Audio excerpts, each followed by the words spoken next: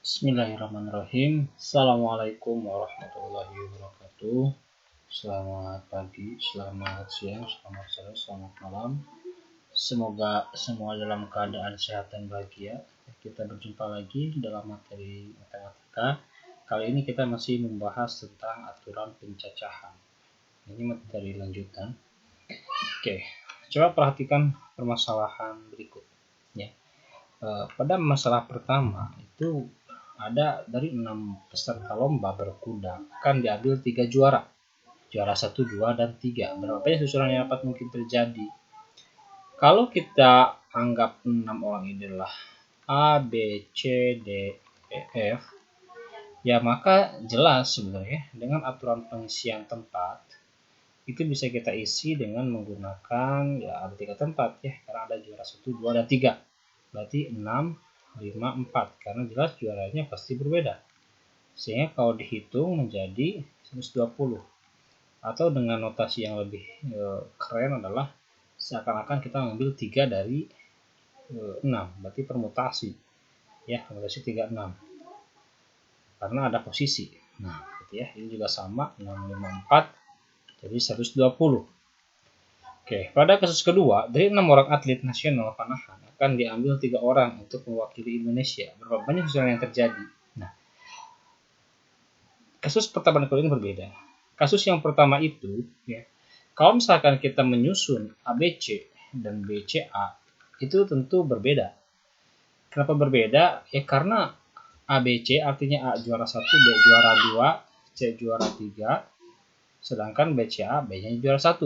Nah, akan tetapi pada kasus kedua, saat kita mengambil 3 orang untuk mewakili dari 6 atlet ya, maka sebenarnya tidak berpengaruh antara pengambilan ABC ya, ACB ataupun permutasi dari ketiga objek di sini gitu. Yang artinya yang asalnya kita mengambil 3 objek itu dalam permutasi itu bisa dihitung 6, tapi pada kasus kedua ini dianggapnya 1 saja. Jadi asalnya 6 dari 1. Sehingga dari sini banyaknya cara adalah P63 dibagi 3 faktorial. Karena ada 6 objek yang ada 6 cara yang dihitung 1. Selanjutnya ini kita kenal dengan kombinasi. Jadi rumus kombinasi itu sebenarnya adalah 6 faktorial dibagi 6 kurang 3 faktorial dikali 3 faktorial. Gitu. Jadi letak perbedaan mendasar antara permutasi dan kombinasi adalah permutasi itu melihat susunan antar objek, ya, sedangkan kombinasi itu tidak. Jadi kalau ditanya bagaimana perbedaan permutasi dan kombinasi, permutasi itu pada saat AB sama dengan tidak sama dengan BA, sedangkan kombinasi ya AB dan BA dianggapnya sama. Gitu. Nah ini rumus kombinasi yang tadi ya. Jadi C notasinya bisa beda-beda. Bahkan kalau di kalkulator mungkin notasinya seperti ini, NCR sejajar. Gitu ya. Misalkan di sini 8 C2 misalkan begitu. Rumusnya ini. Jadi kalau kita hitung berapa C10 3, ya berarti 10 faktorial per 10 kurang 3 difaktorialkan kali 3 faktorial alias 10 faktorial per 7 faktorial 3 faktorial. Memang cirinya ini angka yang bawah ini kalau jumlahkan harus sama juga dengan yang atas. Jadi ini 7, 3 dari 10. Cara menghitungnya ya 10, 9, 8, 7 faktorial, di sininya 7 faktorial kali 3, 2, 1 gitu, coret-coret, coret-coret, 3, coret-coret, 2, berapa tuh? 60, nah begitu. Ya. Oke, selanjutnya C215 bagaimana? Kita potong saja.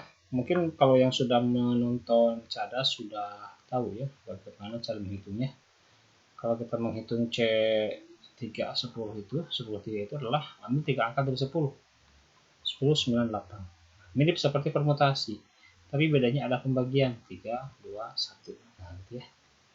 Ini juga sama 15, 2. Berarti 15, ambil dua angka dari 15 kali 14 per 21. Nah begitu ya, coret-coret 7 kali 15 105. Pada notasi yang normal kalau kita hitung berarti menjadi 15 faktorial dibagi 15 kurang 2, 13 faktorial, 2 faktorial. Tapi hasilnya bakal sama ya. Nah, bagaimana kalau C 15/3? Ini sebenarnya kalau dihitung secara manual pasti menjadi 15 faktorial, di sini 2 faktorial, di sininya 13 faktorial gitu. Ternyata sama ya, sama bentuknya dengan 15/2. Hasilnya bakal sama. Nah, bedanya kan kalau C 15/2, 13 dulu baru kali 2, kalau C 15/13, 2 dulu baru 13. Tapi secara kalau dihitung pasti bakal sama, gitu ya. Ini bakal sama juga dengan C215 gitu. Jadi tinggal ambil aja dua angka dari 15. Nah, begitu ya. Dan seterusnya ini berarti menjadi berapa? 105. Ya begitu juga dengan contoh-contoh yang lain. Misalkan C2018. Berarti akan sama juga dengan C20. Nah, 20 dikurangi 18. Jadi untuk menghitung lebih mudah, kalau angka di bawahnya besar, kita kurangi saja 20 kurang 18 2 gitu ya. Bagaimana kalau C55 ya? C55 ngambil 5 dari 5.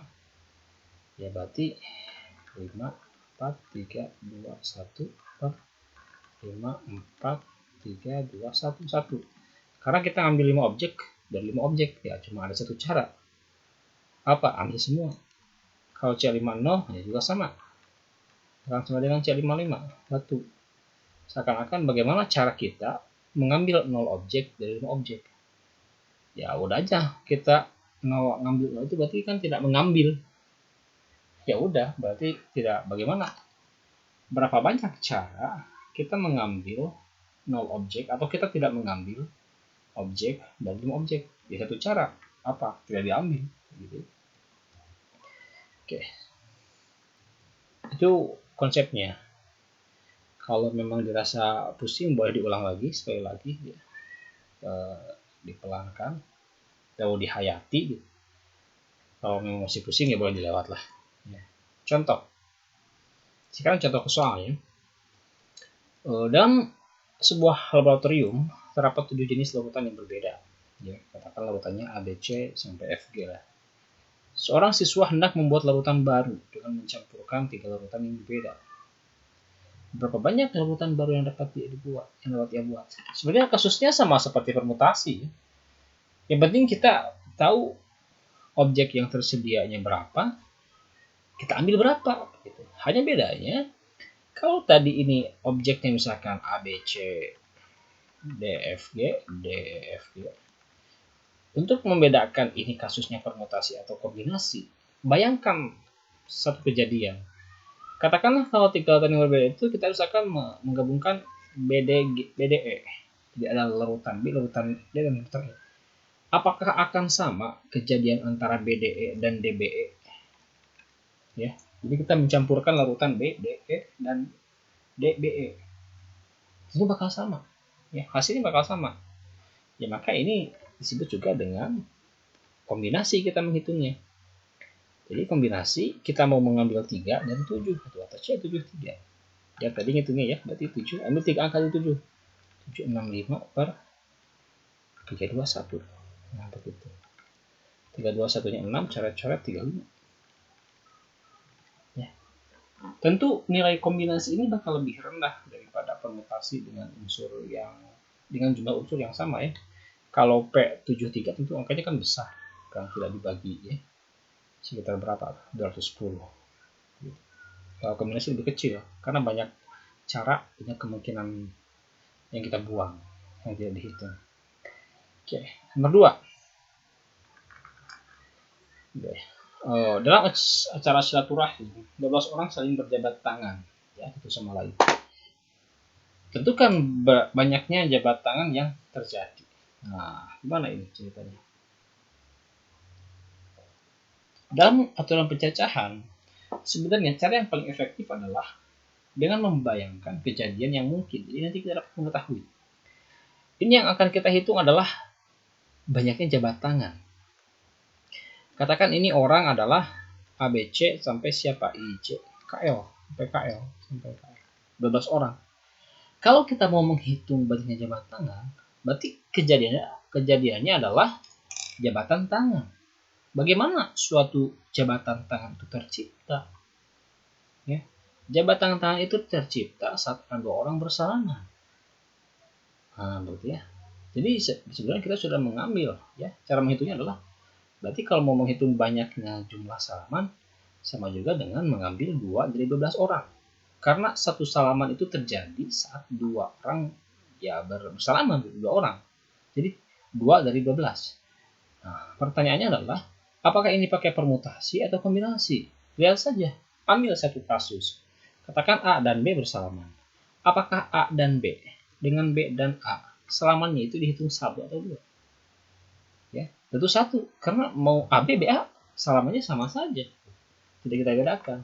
Nah, begitu ya. Jadi ini adalah C212 atau C12 2 ya, serah. Berarti inilah 12 kali berapa? 11 per, ambil 2 angka dari 12 ya, terbesar 21. Coret-coret 6, 60. Nah, begitu ya. Semudah itu yang kita lakukan, oke. Bisa dipahami. Jadi bayangkan saja kejadiannya. Contoh lagi.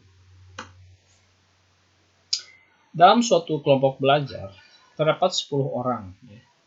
Jika akan dipilih 4 orang untuk mempresentasikan hasil kerja mereka, ada berapa susunan yang mungkin? Jadi ini sudah jelas permasalahannya ya. Kita ngambil 4 dari 10. Pertanyaannya adalah kombinasi atau permutasi.